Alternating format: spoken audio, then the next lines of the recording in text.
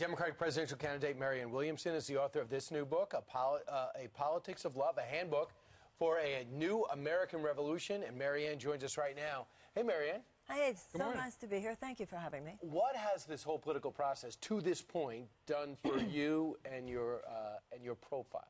How has it changed it? Because you were known, but now you're known in a different way. Yeah, but I was known in a world where people loved you and bought things from you. Now I'm in a world where a lot of people hate you, and, you know, what are you getting from it? Right. So, you know, it's tough out here. But it's what I feel.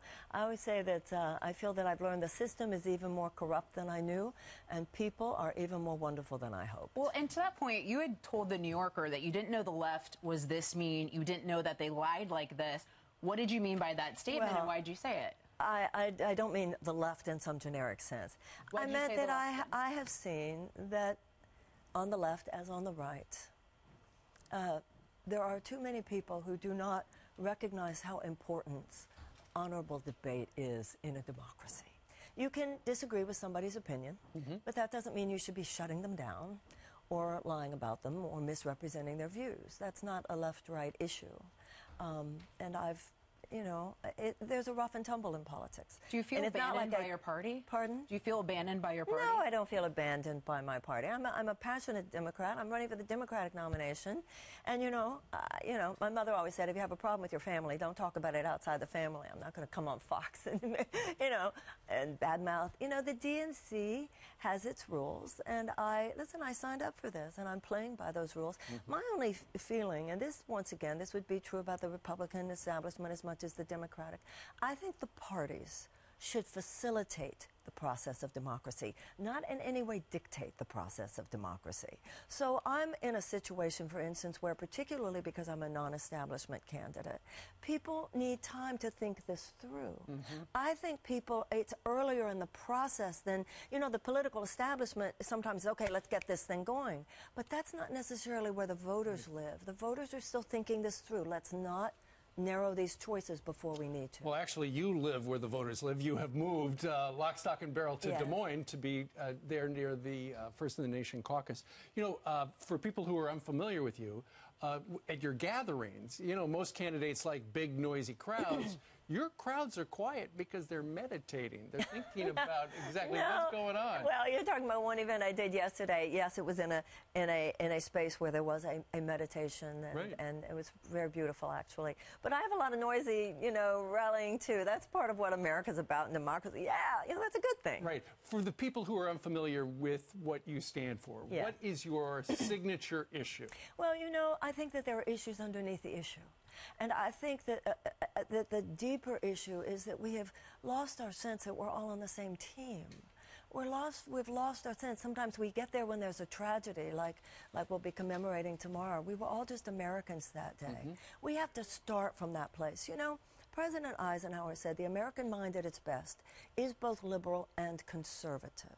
I grew up in a home, for instance, my family, Democrats, leftists, but there was no sense when I was growing up that the other side of the aisle was in any way an enemy or anything like that. Well, where'd that come from? Well, I think it came from a lot of places on both the left and the right. I mean, we can, you know, I hope, if somebody said, what would your inauguration day be? I said, I hope a day of just, let's give each other emotional amnesty. Right. You know, we can spend, there will be people. Emotional amnesty. Yeah. Can we just start over with some forgiveness and love in our hearts? You've received a lot of criticism, particularly on things that you've said about health issues. For instance, you say that you support vaccines, but back in June you called mandatory vaccinations draconian. You also compared it to pro-choice laws about the government not telling people what to do with their bodies.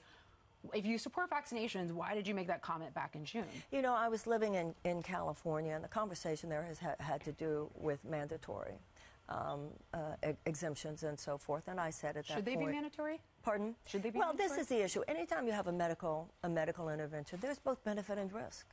And government absolutely must come down on the side of public health. So I think the state government in all of those cases has to make its own scientific analysis and do what it feels right for public health. I absolutely support that. And when I made that comment, it was a sloppy comment earlier in the comment. So you regret it? You regret the comment? Yeah, I do. You also have a proposal, Department of Peace. Yes. So we used to have a Department of War. It's now Secretary. Now it's Department of Defense. Yes. You say, what is that Peace Department going to do? Well, even Donald Rumsfeld said that we must learn to wage peace. And you know, General Mattis said before he left the Defense Department that if you don't fully fund the State Department, I'm going to have to buy more ammunition. Now, if you look at our defense budget, over $750 billion, then there is the State Department at $40 billion. Within the State Department, $17 billion for humanitarian assistance and less than $1 billion for peace building. So the way I look at it, we need a holistic approach to society, just like we do to the body. You don't spend all of your resources on medicine. You also have to cultivate health, because sickness is the absence of health. Health is not the absence of sickness. And war is the absence of peace. Peace is not the absence of war. So you have to proactively cultivate peace. You can't just endlessly prepare for war and hope you'll back up into peace. Sure. Marianne, right now, when you look at the polls, Joe Biden is way ahead. Can Joe Biden, if he is the nominee for the Democratic Party, can he beat Donald Trump? We're going to make sure that he does, because there are millions of us who feel very, very strongly we want a Democrat in the White House. But is Joe Biden the guy to do it? Yes, he's a good candidate. Listen, if we could predict this, hello. I mean, if anything we know about American politics is that no one can predict, particularly now. But I know I'm 100% committed to the Democrat winning. Pardon? Have you been impressed with his candidacy so far? You know, I'm not a candidate who wants to. I don't want to build. You're a spiritual advisor. Would you give him some spiritual guidance? I would. If he's listening, you know what? I bet they're going to clip this up. If you had advice for Joe Biden right now, what would it be? My hope for Joe Biden and my hope for all the candidates is that they can show up as their best in this process. Democracy is served by everybody giving the most that they can of who they are and what they believe.